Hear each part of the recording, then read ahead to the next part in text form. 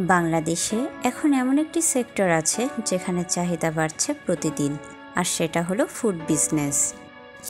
Restaurant, cafe, food court, street food সবখানেই মানুষ ভিড় করছে। কিন্তু প্রশ্ন হচ্ছে, এই সেক্টরে বিনিয়োগ করা কি বুদ্ধিমানের কাজ? বাংলাদেশে ফুড ইন্ডাস্ট্রি সাইজ প্রতি বছর করে 8 থেকে 10% করে বাড়ছে। শহরাঞ্চলে মানুষের লাইফস্টাইল বদলাচ্ছে, তারা এখন চায় রেডিমেড খাবার, আউটডোর ডাইনিং। ফুড পান্ডা, হাংরি নাকির মতো প্ল্যাটফর্ম এই সেক্টরকে করেছে আরও এক্সপ্লোসিভ। এর মানে কি জানেন? এই সেক্টর এখন শুধু চাহিদা সম্পন্ন না, বরং এটা বিনিয়োগকারীদের জন্য একটি সোনার খনি।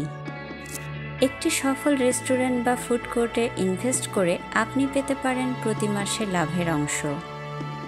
কিছু কিছু ব্র্যান্ড মাত্র 6 মাসেই ব্রেক ইভেন করছে।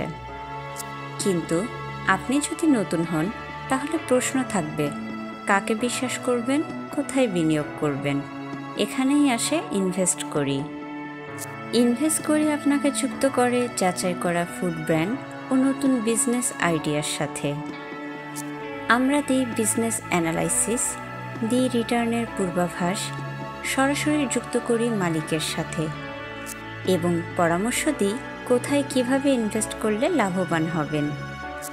আপনার টাকা যেন সঠিক জায়গায় যায়, সেটাই আমাদের লক্ষ্য। ফুড বিজনেসে বিনিয়োগ এখন শুধু ট্রেন্ড না, এটা একটি বাস্তব অবস্থান তৈরি করার সুযোগ।